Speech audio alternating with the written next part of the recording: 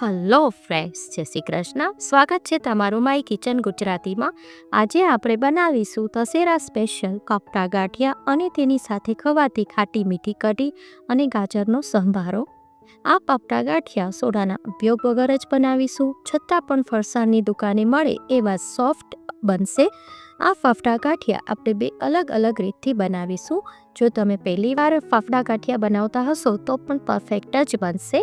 ઘરે બનતા ફાફડા ગાંઠિયા એકદમ ચોખ્ખા અને હાઇજેનિક હોય છે, તેથી આ દશેરા ઉપર બહારથી ફાફડા ગાંઠિયા લાવવા એના કરતાં ઘરે જ બનાવીશું.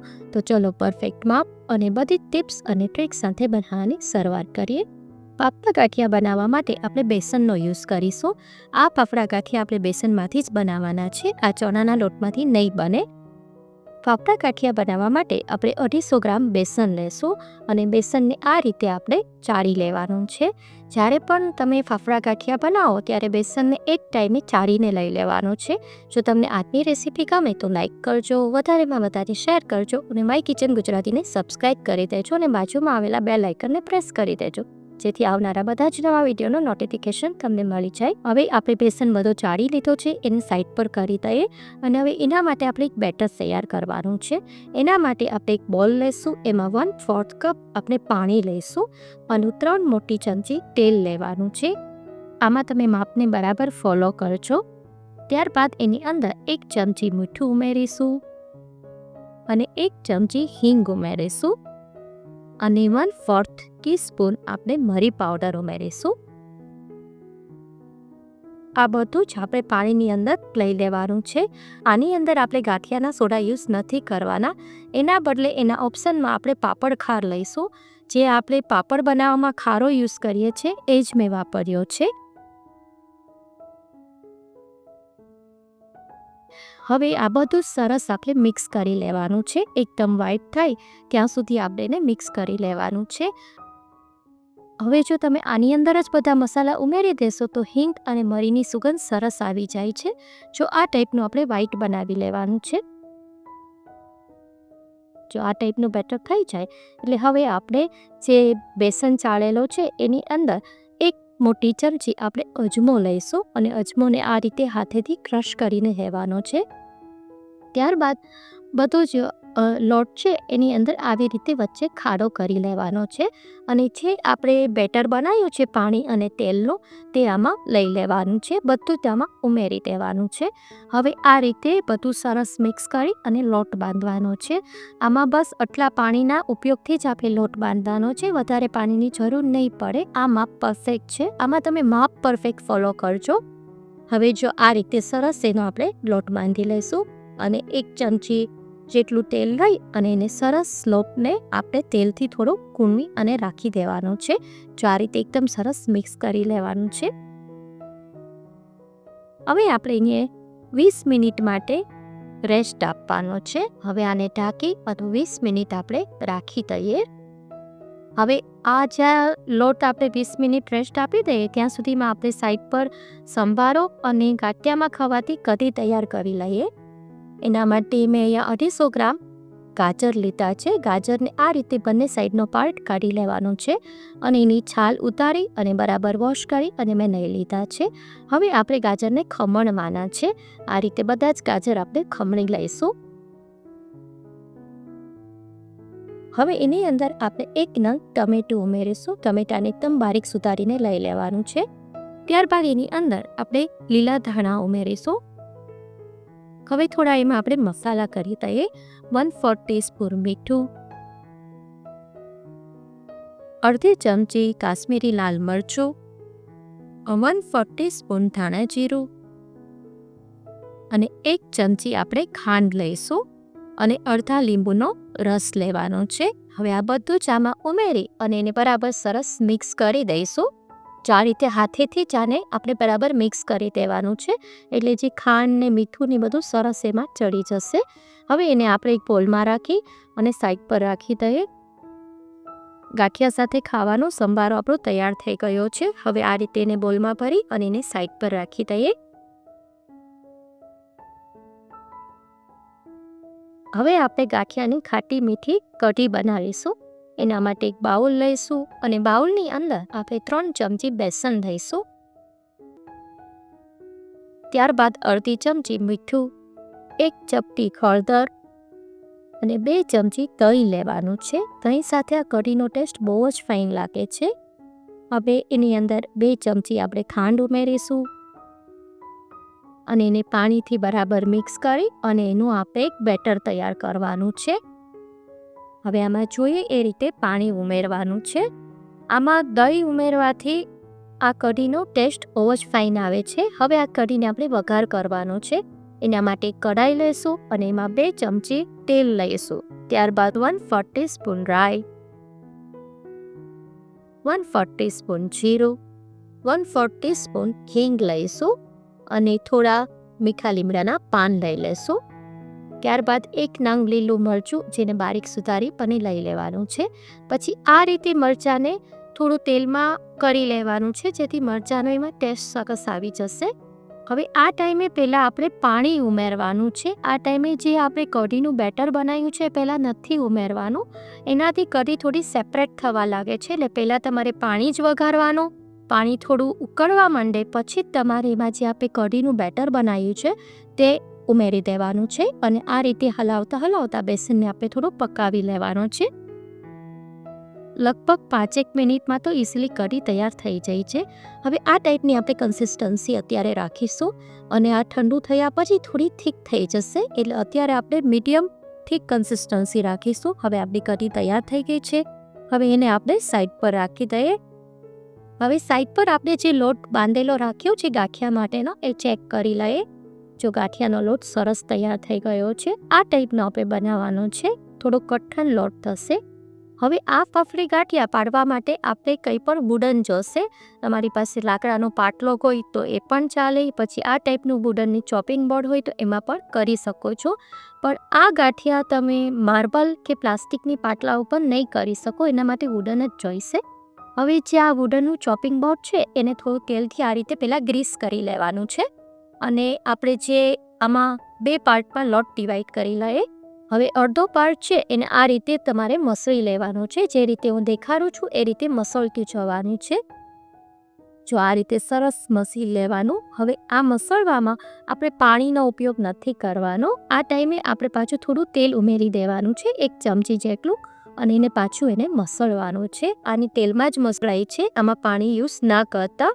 જો આ રીતે સરસ મસળી લઈશું આપણે. એનો કલર ચેન્જ થઈ જશે અને એકદમ સ્ટ્રેચેબલ લોટ થઈ જશે. એ ટાઈપનો આપણે કરવાનો છે. જો આ રીતે તમે કરશો એટલે ઇઝીલી કૂણવાઈ જશે.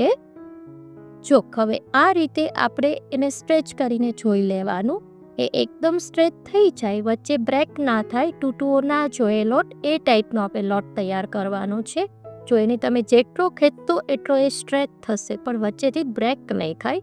આ ટાઈપનો આપણે લોટ જોઈએ છે.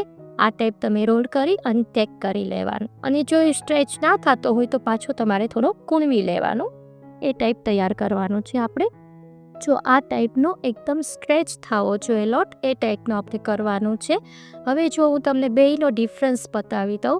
પહેલાં જે લોટ બનાવ્યો હતો એ આ ટાઈપનો હતો અને હવે આપણે કૂણવા પછી એ આ ટાઈપનો થઈ જશે. એકદમ વ્હાઈટ થઈ જશે, એનો કલર ચેન્જ થઈ જશે અને એકદમ વ્હાઈટ દેખાશે.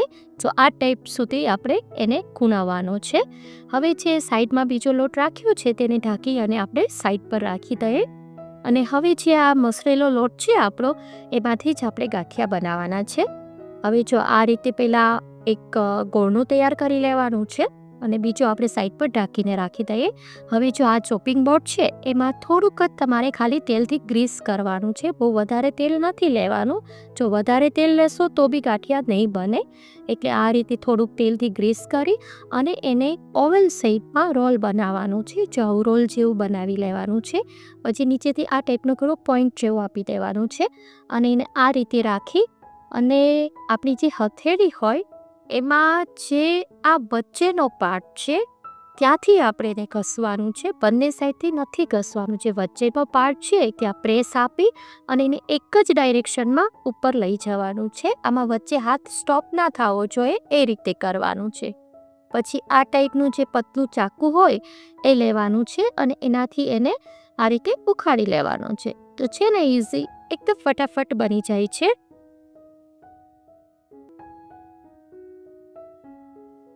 આ ટાઈપના ફાફડા તૈયાર થશે.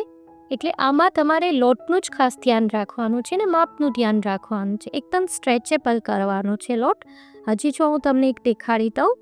જો આ ટાઈપ ગોળનું રાખી ઓવલ શેપમાં કરી અને વચ્ચેના પાર્ટમાં ત્યાં લોટ ઉપર રાખી દેવાનું છે અને એને એક જ દિશામાં એક જ ડાયરેક્શનમાં ઉપર લઈ જવાનું છે. વચ્ચે હાથ સ્ટોપ ના થવો જોઈએ. સુધી આ રીતે લઈ લેવાનું છે અને પછી ચાકુને આ રીતે ફ્લેટ રાખી અને ઉખાડી લેવાનો છે. બસ જો આ ટાઈપ તૈયાર કરી લેવાનો છે. હવે જે લોકોને આ નથી ભાવતું એની હું બીજી ટ્રીક પણ તમને દેખાડું. આ એક ટ્રીક આપણી થઈ ગઈ છે. હવે બીજી ટ્રીકથી આપણે બનાવીએ. જો આ રીતે ઓવેલ જ લેવાનું છે ગોળનું, પછી એને થોડું પ્રેસ કરવાનું છે અને એને આ રીતે વેલણથી ઉપરની સાઈડ લેતું જવાનું છે. જો આ રીતે એકદમ પ્રેસ આપી અને ઉપર લેતું જવાનું છે એ રીતે કરવાનું છે.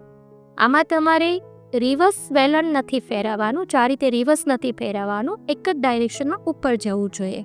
બસ એ રીતે કરવાની છે ને એકદમ ઇઝી. તો બે મેથડ છે. તમને જે મેથડથી ફાફડા ગાંઠિયા બનાવતા ફાવે એ રીતે તમે બનાવી શકો છો. હવે પછી આમાં જે સાઈડનો પાર્ટ છે જાડો એ કાઢી નાખવાનો છે અને એને થોડો આ રીતે આપણે શેપ આપી દઈશું, કારણ કે આપણે વેલણથી વણીને કર્યા છે. જો એ પણ એના જેવા જ દેખાય છે ને. હવે પછી સાઈડનો જે આ લોટ હોય તે લઈ અને પાછું ચોપિંગ બોર્ડ ક્લીન કરી લેવાનું છે અને હવે પાછું તેલ નથી લગાવવાનું.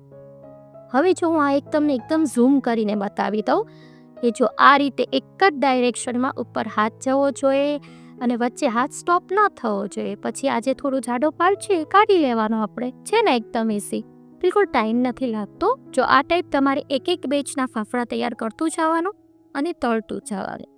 હવે આ ફાફડા તળવા માટે આપણે કઢાઈ થોડી પોળી લેવાની છે અને ટેમ્પરેચર તેલનું મીડિયમ રાખવાનું છે. આપણે એમાં લોટ નાખી અને પહેલાં ચેક કરવાનું. એ ધીમે ધીમે ઉપર આવશે એ ટાઈપનું આપણે ટેમ્પરેચર જોઈએ છે તેલનું. અને આને મીડિયમ ફ્લેમ પર તળવાના છે. આને ફાસ્ટ ફ્લેમ પર નથી તળવાના, કારણ કે આને તળાતા બિલકુલ ટાઈમ નથી લાગતો. આ રીતે એક એક ફાફડો તમારે સકાવતા જવાનું અને તળી લેવાનું અને એક કઢાઈમાં એક બેચમાં જેટલા ફાફડા આવે એ રીતે આપણે કરવાના છે. આ ફટાફટ તળાઈ જાય છે ને આ રીતે જો ઉપર આવી જાય પછી તમારે એને જારાની મદદથી પલટાવી દેવાના છે. અને આમાં જે બબલ્સ થયા છે તે પરફેક્ટની નિશાની છે. ફાફડામાં થોડા આ રીતે બબલ્સ થાય છે અને એકદમ વ્હાઈટ તૈયાર થાય છે. પછી એને આ રીતે બંને સાઈડ પલટાવી અને આપણે લઈ લઈશું. બસ જો સરસ તળાઈ ગયા છે. હવે એને આપણે લઈ લઈએ અને આમાં બિલકુલ તેલ પણ નથી રહેતું. આ ગાંઠિયા બનાવવામાં આપણે ગાંઠિયાનો સોડા પણ નથી વાપર્યો, છતાં પણ એકદમ સોફ્ટ અને વ્હાઈટ તૈયાર થાય છે. તો ઘરે જ બનાવવા છે તો પછી ગાંઠિયાનો સોડા જે હેલ્થ માટે હાર્મફુલ છે તો તે સોડાને બદલે આપણે પાપડ ખાર યુઝ કરીએ અને એનું રિઝલ્ટ પણ એવું જ મળતું હોય તો સોડાને બદલે પાપડ ખાર વધારે સારું ઓપ્શન છે. તો જો આ રીતે આપણે બધા કરી લેવાના છે. આ રીતે મેં બીજી બેચ પણ તૈયાર કરી લીધી છે. જો આ ટાઈપના તમારા પરફેક્ટ ગાંઠિયા છે એ થોડા આ રીતે બબલ્સ બનશે, થોડા ફૂલશે અને એકદમ સોફ્ટ અને વ્હાઈટ તૈયાર થશે. ત્યારે તમારા પાપડ ખારનું માપ પણ પરફેક્ટ છે એની નિશાની છે. હવે ગાંઠિયામાં મરચાં વગર તો અધૂરું જ છે.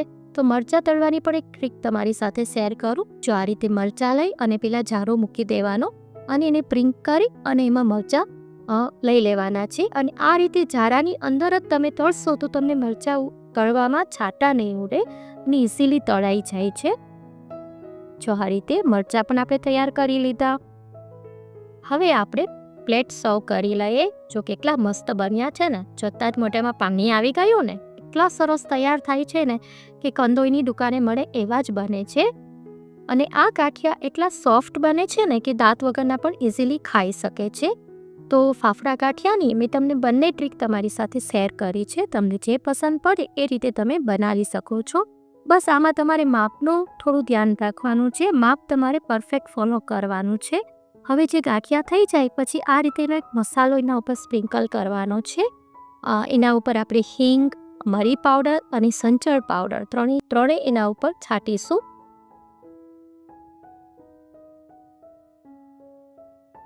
ગાજરનો સંભારો બનાવ્યો છે તે પણ સર્વ કરી દઈએ અને જે આપણે ખાટી મીઠી કઢી બનાવી છે તે પણ સર્વ કરી દઈએ.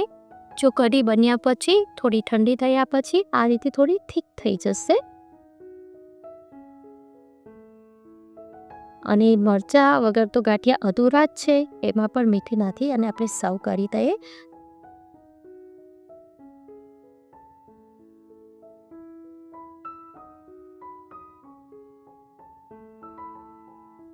તો ચોક્કસ બનાવજો અને મને કમેન્ટ કરીને કહેજો કે આજની રેસીપી તમને કેવી લાગી. જો તમને મારી રેસીપી ગમતી હોય તો લાઈક કરજો, વધારેમાં વધારે શેર કરજો અને સબસ્ક્રાઈબ કરવાનું ના ભૂલશો. ફરી મળીશું એક નવી જ રેસીપી સાથે. Till then bye bye.